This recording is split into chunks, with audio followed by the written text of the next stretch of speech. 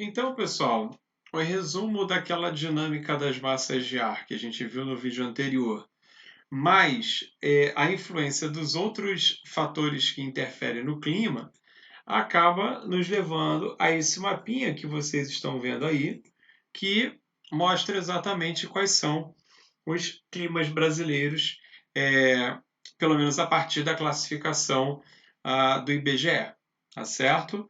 Então, ó, a gente vai ter no norte do Brasil, predominantemente, o clima equatorial, né? Aqui representado de verde, que tem como característica ser muito quente e muito úmido. Tá? A gente vai ter aqui ó, o clima tropical, que vai pegar uma bordazinha lá do estado de Roraima, beleza? E uma parte já significativa aqui do Nordeste, tá certo? Que ele vai chamar aqui de clima tropical da zona equatorial, tá certo?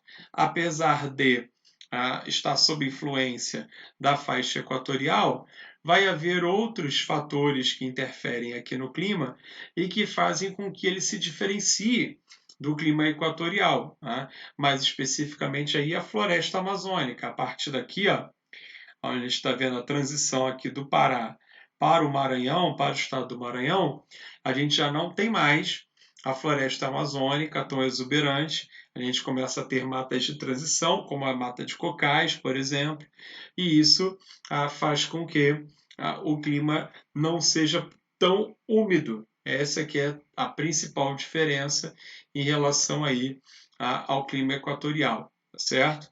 Então a gente vai ter esse chamado clima tropical da zona equatorial, ok? Uma subdivisão criada. A gente vai ter o clima tropical do chamado Nordeste Oriental, beleza? Que é aqui o extremo litoral, pegando, ó, o extremo litoral aqui do Rio Grande do Norte, tá? Passando por Paraíba, Pernambuco, Alagoas, Sergipe e a Bahia. Tá? Essa área bem imprensadinha aqui, tá certo? Esse tropical Nordeste Oriental, onde há tá? Um regime de chuvas um pouco maior do que o do clima chamado tropical do Brasil Central, tá certo? Que vai abarcar boa parte do território brasileiro. Inclusive o nosso estado, o Rio de Janeiro, e aí é claro que eu posso fazer subdivisões dentro desse clima tropical do Brasil Central, levando em conta alguns fatores que interferem no clima, como por exemplo, aqui no Rio de Janeiro, especificamente, a gente vai dizer que a gente vive em um clima tropical litorâneo.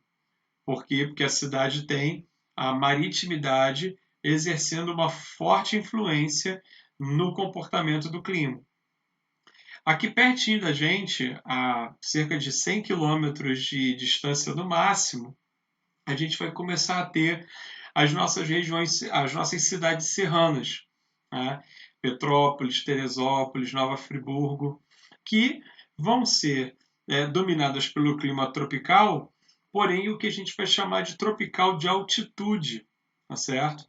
Com uma temperatura um pouco mais amena, um pouco menos quente e chuvas, uma umidade um pouco mais alta por conta da forte presença da Mata Atlântica, tá certo? Então percebam, dentro do clima chamado tropical, eu posso, a partir dos fatores que interferem no clima de um lugar específico, criar subdivisões. Para poder fazer exatamente um diagnóstico, uma análise um pouco mais precisa, tá certo? Voltando lá para o nosso mapinha, para a gente poder finalizar esse diagnóstico do clima no Brasil, segundo o IBGE, a gente vai ter aqui no sul do país o clima temperado, certo? A gente vai ter aí o clima temperado, que vai se caracterizar por temperaturas um pouco mais amenas ao longo do ano, né? Principalmente se nós compararmos com o clima equatorial, ok? Porém, no inverno vai ser um clima que vai apresentar as temperaturas mais baixas do país. Tudo bem? Então, isso, segundo o IBGE, seriam as principais zonas climáticas brasileiras. Como eu disse para vocês, repara, muito caracterizadas pela dinâmica das massas de ar. Né? Ó, aqui, a massa de ar equatorial continental, junto com a massa de ar equatorial atlântica. Não é isso? Transformando o clima aqui em um clima mais úmido, de uma maneira geral, tá? Nessas três faixas. Tranquilo? Aqui a gente vai ter o domínio da massa tropical continental, beleza? Principalmente durante o verão, obviamente. Não vai ser tão úmido quanto a Amazônia, não vai ser tão úmido quanto o litoral, mas, ou seja, vai depender da umidade que a massa equatorial continental traz. E aqui embaixo a gente vai ter um clima temperado, que vai ter a influência da massa polar atlântica, e isso vai fazer com que ele seja, de todos, o clima com temperaturas mais amenas, ok? Próximo slide que eu quero mostrar para vocês é um GIFzinho que reproduz uma imagem de satélite, e eu queria que vocês prestassem atenção nesse sistema de nuvens aqui, ó. Beleza? Onde eu estou passando o prompt do mouse. Tá? O que é isso? O que seria esse sistema de nuvens? É o que a gente vai chamar de zona de convergência do Atlântico Sul. Tá?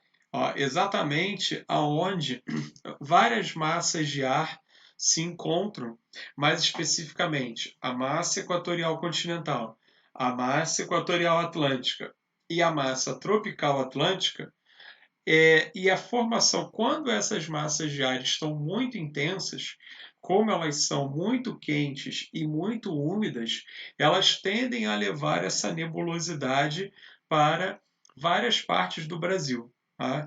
A extensão e a intensidade dessa zona de convergência do Atlântico Sul vai depender, obviamente, da extensão e da força das massas de ar que são responsáveis por formá-la. Né? Então, se a massa equatorial continental estiver muito forte, a massa tropical atlântica estiver mais ou menos e a massa equatorial atlântica muito forte, a tendência é que a zona de convergência do Atlântico Sul fique concentrada aqui, mais nessa região central, a área central de Minas Gerais, enfim.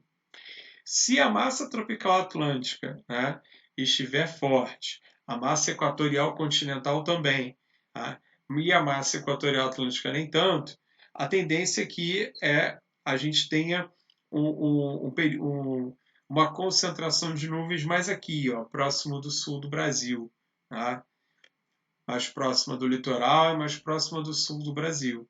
Então, a formação dessa zona de convergência do Atlântico Sul, ela acaba sendo bem dinâmica e exatamente porque ela depende do comportamento das massas de ar. Né? Mas a sua principal consequência é o aumento bastante significativo da umidade e das chuvas, principalmente no período do verão, que é quando essas massas que compõem a zona de convergência do Atlântico Sul estão mais fortes, estão mais poderosas, beleza? Então, quando acontece, né, desse fenômeno se fortalecer, nem sempre é agradável. Por quê? Porque costuma virem chuvas além da conta, os nossos verões eles já são muito chuvosos, então é comum surgirem chuvas, caírem chuvas mais fortes do que as cidades estão acostumadas, as pessoas estão acostumadas. Então, nas nossas grandes metrópoles litorâneas, é justamente os anos onde acontecem grandes deslizamentos de terra, enchentes, que infelizmente causa tragédias, tá? Causa mortes, etc. Exatamente porque o tamanho das cidades aumentou muito, a quantidade de população também, e a gente sabe que a maior parte desse crescimento é desordenado, a ocupação é irregular, o Estado não consegue atender as pessoas para promover um sistema de drenagem interessante das encostas, das próprias cidades.